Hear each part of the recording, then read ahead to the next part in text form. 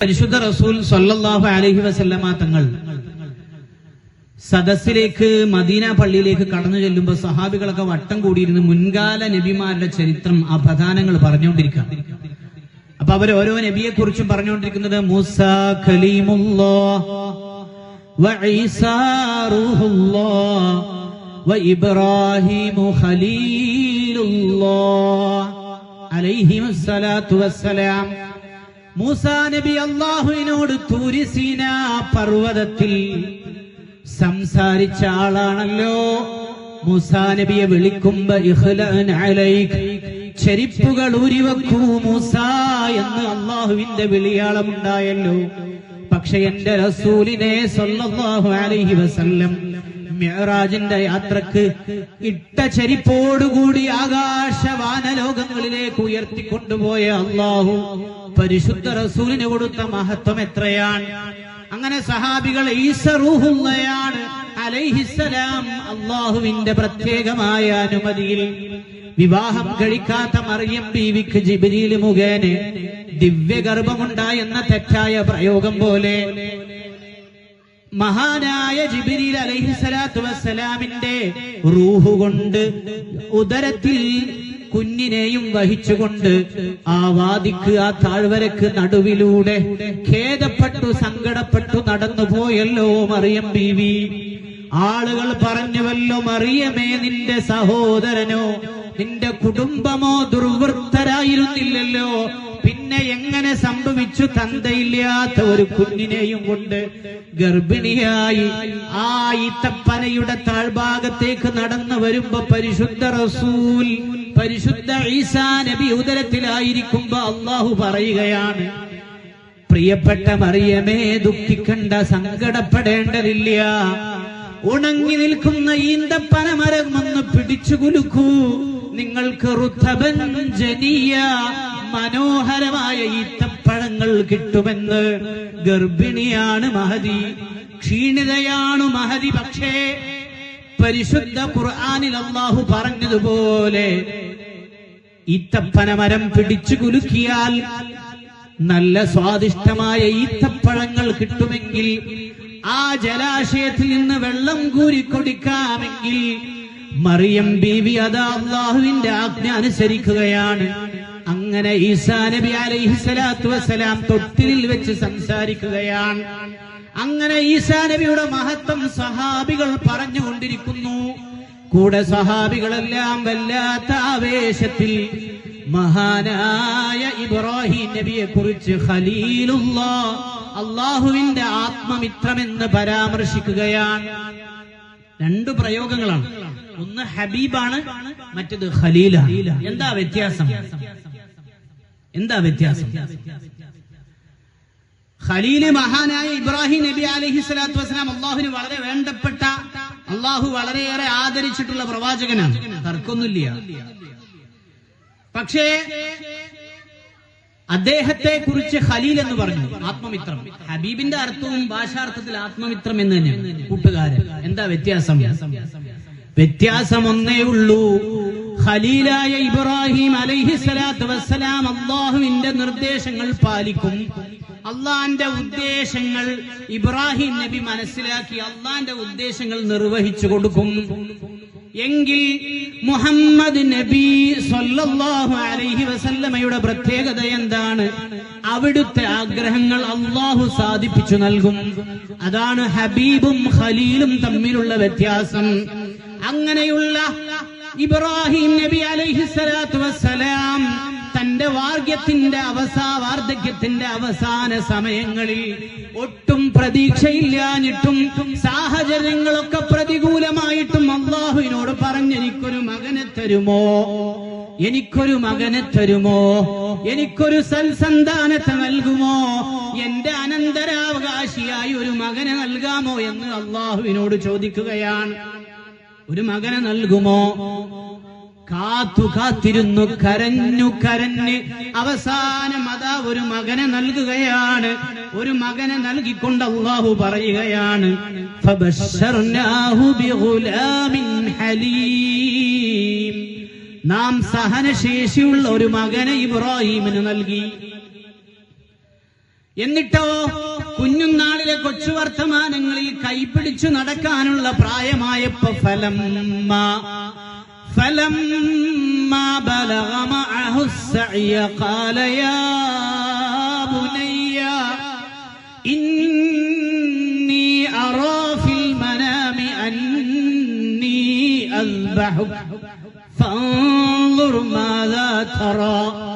മോനെ, നിന്നെ വധിച്ചു കളയാൻ, നിന്നെ എന്നും അറുക്കുന്നതായുള്ള രാക്കിനാവുകൾ എന്നെ പേടിപ്പെടുത്തുന്നുണ്ട് മോനെ. ഇസ്മായിലെ, നിന്നെ അറുത്തുകളയാനാണ് നിരന്തരമുള്ള സ്വപ്നം. എന്റെ കിനാവുകൾ പേക്കിനാവാകുന്നുണ്ട് മകനെ. എന്റെ രാത്രികളിലെ ഉറക്കം നഷ്ടപ്പെടുത്തുന്നത് നിന്നെ അറുത്തുകളയാനുള്ള അള്ളാഹുവിന്റെ ദിവ്യബോധനമാണോ എന്നെനിക്ക് സംശയമുണ്ട്. എന്താണ് നിന്റെ അഭിപ്രായം? നീ എന്തു പറയുന്നു? ആ വിവേകിയായ മകൻ പറയുന്നു,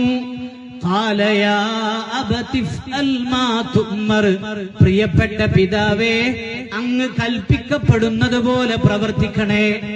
അള്ളാഹുവിന്റെ കൽപ്പനയുണ്ടെങ്കിൽ അങ്ങത് നിറവേറ്റണേ, ശിരസ വഹിക്കണേ.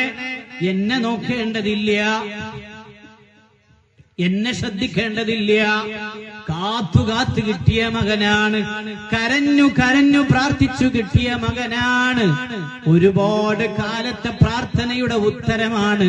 പക്ഷേ മകനെ അറുക്കാൻ അള്ളാഹുവിന്റെ കൽപ്പന വന്നപ്പോ മകൻ പറയുന്നു, പിതാവേ, സതജിദൂനി ഇൻഷാ അല്ലാഹു മിനസ് സാബിരീൻ.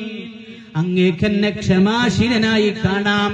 എനിക്ക് മരണത്തിന്റെ വെളിപാടുകളോ വെപ്രാളങ്ങളോ ഇല്ല. ഞാൻ മരിക്കുമ്പോ, എന്നെ അറുക്കാൻ നിൽക്കുമ്പോ ഞാൻ അസ്വസ്ഥനാകില്ല. ഞാൻ ക്ഷമയോടെ ആ കനവ് കാത്തിരിക്കും. ഞാൻ നിനവോടെ നിങ്ങളുടെ തീരുമാനത്തിന് കാത്തു നിൽക്കും. അങ്ങനെ പരിശുദ്ധ ഖുർആൻ പറയുന്നു, അവർ രണ്ടുപേരും അള്ളാഹുവിന്റെ കൽപ്പനക്ക് വിധേയരായി. ഇസ്മായിലിന്റെ കുഞ്ഞിളം നെറ്റി മണ്ണിൽ ചേർത്തുവല്ലോ ഇബ്രാഹിം. എന്നിട്ട് മകനെ അറുക്കാൻ തുടങ്ങുമ്പോ സഹനശേഷിയുടെ മകുടോദാഹരണം ആ മകൻ പറയുന്നുണ്ട്, പിതാവേ, ആശങ്കപ്പെടേണ്ട, അങ്ങ് സങ്കടപ്പെടുകയും വേണ്ട. അങ്ങനെ അറുക്കാൻ നിൽക്കുമ്പോ എന്റെ മുഖം അങ്ങ് കമിഴ്ത്തിക്കിടത്തണേ, എന്റെ മുഖം അങ്ങ് കമിഴ്ത്തിക്കെടുക്കണം. എന്റെ മുഖത്ത് വേദനയുടെ വെപ്രാളങ്ങൾ വന്നു ചേരുമ്പോ പിതാവെന്ന നിലയിൽ അങ്ങേക്ക് സങ്കടമുണ്ട്. മക്കൾക്കൊരു നേരത്ത് വിശന്നാൽ, രോഗം വന്നാൽ നമ്മുടെ പെടാപ്പാട് എത്ര വലുതാണ്, നമ്മുടെ സങ്കടം എത്ര വലുതാണ്, കൽബിന്റെ ഉരുക്കം തീരുക എപ്പോഴാണ്. അതുകൊണ്ട് മകന്റെ കാര്യം ആലോചിച്ചു സങ്കടപ്പെടുന്ന പിതാവിനോട് മകൻ പറയുന്നു, എന്നെ നിങ്ങൾ വധിക്കാൻ ഒരുങ്ങിയാൽ എന്റെ മുഖം അങ്ങ് കമിഴ്ത്തി കടത്തണം, എന്നിട്ട് എന്റെ കൈകാലുകൾ അങ്ങ് ബന്ധിക്കണം. മാത്രമല്ല എന്റെ കുപ്പായം അങ്ങ് അഴിച്ചെടുക്കണേ. എന്നെ കത്തികൊണ്ട് മുറിച്ചെന്റെ ഡ്രസ്സിൽ ചോര കണ്ടാൽ എന്റെ ഉമ്മാക്ക് സങ്കടമാകും. അതുകൊണ്ട് എന്റെ ഡ്രസ്സൂരി വെച്ച് എന്നെ നഗ്നനായി കിടത്തി അങ്ങ് അറുത്തുകൊള്ളുക എന്ന് മകൻ പറയുമ്പോ ആ പിതാവും മകനും കൂടി ആ പ്രത്യേകമായ കൽപ്പന നടപ്പാക്കുകയാണ്. ആ സമയത്ത് മകനെ അറുത്തു തുടങ്ങി. മകന്റെ കഴുത്ത് മുറിയാതിരിക്കുമ്പോ അള്ളാഹുവിന്റെ ആകാശലോകത്തു നിന്നുള്ള വിളിയാളം വരികയാണ്, വനാദൈനാഹു അയ്യാ ഇബ്രാഹീം ഖദ് സദ്ദഖ്ത റുഇയാ ഇന്നാ കദാലിക നജ്സിൽ മുഹ്സിനീൻ.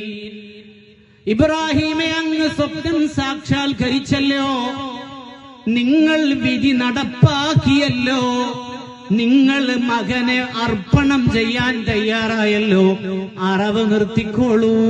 അങ്ങയുടെ സാന്നിധ്യം, അങ്ങയുടെ മഹാസമർപ്പണം ഞാനിതാ അംഗീകരിക്കുകയാണ്. ഇനി അങ്ങ് മകനെ അറുക്കേണ്ടതില്ല, അറുക്കേണ്ട മൃഗത്തെ ഞാൻ അയച്ചു തരാം. അങ്ങനെയാണ് ആ സംഭവം കലാശിക്കുന്നത്. മതി, വിജയിച്ചു, ഇനി നിർത്തിക്കോളൂ. പെട്ടെന്ന് ആകാശത്ത് നിന്ന് വലിയ ശബ്ദങ്ങളോടെ അള്ളാഹുവിന്റെ അശരീരി വരികയാണ്. നിങ്ങൾ ഈ കരാറിൽ വിജയിച്ചു നിന്നു എന്ന് അള്ളാഹുവിന്റെ സന്ദേശം വരികയാണ്. അപ്പൊ അള്ളാഹുവിന്റെ ലക്ഷ്യം നിറവേറ്റി കൊടുക്കലാണ് ഖലീലിന്റെ പണി. ഇനി നേരെ മറിച്ചോ, മഹാനായ നബിതങ്ങൾ മക്ക വിട്ടു മദീനയിലെത്തി. ഒരു പലായനം ചെന്നപ്പോ അവിടെയുള്ള യഹൂദികൾക്ക് ഇത് തങ്ങൾ പിൻപറ്റുന്ന യഥാർത്ഥ മതത്തിന്റെ പിന്മുറ തന്നെയാണ്, ഇത് യഥാർത്ഥ പാരമ്പര്യമാണെന്ന് തിരിച്ചറിയാൻ കുറച്ചുകാലം ബൈത്തുൽ മുഖദ്ദസ് കഅബയാക്കി. 16 മാസം അവിടേക്ക് തിരിഞ്ഞ് ആരംഭ റസൂൽ നിസ്കരിച്ചു. നമ്മൾ പറയാറില്ലേ ഇമാമുൽ ഖിബ്ലതൈൻ, രണ്ട് ഖിബ്ലകളുടെയും ഇമാമായി നിസ്കരിച്ച പരിശുദ്ധ റസൂൽ സല്ലല്ലാഹു അലൈഹി വസല്ലം വളരെയേറെ സങ്കടപ്പെട്ട് 16 മാസം ബൈത്തുൽ മുഖദ്ദസിലേക്ക് നിസ്കരിക്കുമ്പോഴും നബിക്ക് കഅബയിലേക്ക് തന്നെ തിരിഞ്ഞു നിസ്കരിക്കാനുള്ള ആഗ്രഹമാണ്.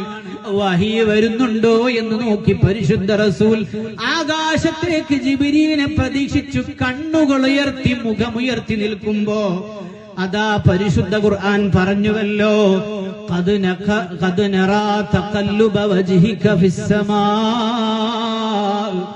ആകാശങ്ങളിൽ അങ്ങയുടെ കണ്ണുകൾ, അങ്ങയുടെ മുഖം ആകാശത്തിന്റെ ദിവ്യബോധനം കാത്തു നിൽക്കുന്നത് ഞാൻ കാണുന്നുണ്ട് നബിയേ, അങ്ങയുടെ ഈ പെടാപ്പാട് ഞാൻ കാണുന്നുണ്ട് റസൂലേ, അങ്ങയുടെ ആഗ്രഹം എനിക്ക് മനസ്സിലാകുന്നുണ്ട്. അങ്ങക്ക് കഅബയിലേക്ക് ഖിബിലയിൽ തിരിഞ്ഞു നിസ്കരിക്കാൻ, മക്കയിലെ കഅബയിലേക്ക് തിരിഞ്ഞു നിൽക്കാനുള്ള ആഗ്രഹം എനിക്കറിയാമെന്ന് അല്ലാഹു പറയുകയാണ്. എന്നിട്ട് തീർന്നില്ല, ഫലനുവല്ലിയന്നക ഖിബ്ലതൻ തർളാഹാ, നബിയെ അങ്ങേക്കിഷ്ടപ്പെട്ട കഅബ, അങ്ങേക്കിഷ്ടപ്പെട്ട ഖിബിലയിലേക്ക് നാം അങ്ങയെ തിരിക്കുകയാണ്. ഇനി ബൈത്തുൽ മുഖദ്ദസിലേക്ക് തിരിഞ്ഞു നിസ്കരിച്ചങ്ങക്ക് മനോവിഷമം വേണ്ട, കഅബയിലേക്ക് തന്നെ തിരിഞ്ഞോളൂ എന്ന് അല്ലാഹു പറയുകയാണ്. ഫവല്ലി വജ്ഹക ശത്റൽ മസ്ജിദിൽ ഹറാം, അങ്ങ് കഅബയിലേക്ക് തന്നെ തിരിഞ്ഞു നിസ്കരിച്ചോളൂ, അങ്ങ് കഅബയിലേക്ക് തന്നെ മടങ്ങിപ്പോന്നോളൂ, അങ്ങയുടെ ആഗ്രഹം അനുസരിച്ചു കാര്യം നടക്കട്ടെ എന്ന് അള്ളാന്റെ റസൂലിന്റെ ആഗ്രഹം നടത്തി കൊടുക്കുമ്പോ അത് ഹബീബാവുകയാണ്. അള്ളാഹുവിന്റെ ആഗ്രഹം നടപ്പാക്കുമ്പോൾ ഖലീലാവുകയാണ്. അങ്ങനെ ഈ രണ്ടു പ്രയോഗങ്ങളിലുള്ള വ്യത്യാസം ഇങ്ങനെയാണ്. സഹോദരന്മാരെ, സഹോദരിമാരെ, ദീൻ എന്ന് പറയുന്നത് പരിശുദ്ധ റസൂലിന്റെ ഇത്തിബാഇൽ വാർത്തതാണ്.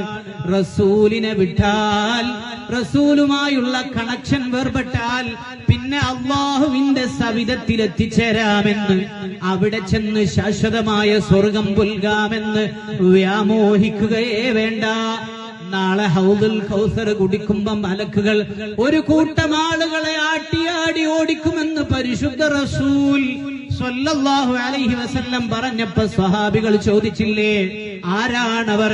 ഹൗദുൽ കൗസറിന്റെ അടുത്ത് ലാ നളുമഉ ബഅദഹു അബദാ, പാലിനേക്കാൾ തൂവെള്ള നിറമുള്ള, അത് വലിയ മധുരമുള്ള തേനിനേക്കാൾ മധുരമുള്ള അങ്ങയുടെ ആ ഹൗദുൽ കൗസർ ഉണ്ടല്ലോ, ആ വെളുത്ത ജലാശയം ഒരിക്കൽ കുടിച്ചാൽ പിന്നെ ദാഹം വരാത്ത ആ ജലാശയം, ആ ജലാശയത്തിന്റെ അടുത്തേക്ക് ആഗ്രഹത്തോടെ ചെല്ലുന്ന മനുഷ്യരെ മലായികത്ത് തസൂദൂൻ, അവരാട്ടിയോടിക്കുന്നത് മുബ്തദികളെയാണ്, വിശ്വാസത്തിൽ കലർപ്പ് വരുത്തിയ ആളുകൾ, ഇസ്ലാമിന്റെ അഹ്ലു സുന്നത്തി വൽ ജമാഅയുടെ മാർഗം വിട്ടുപോയ ആളുകളാണ്.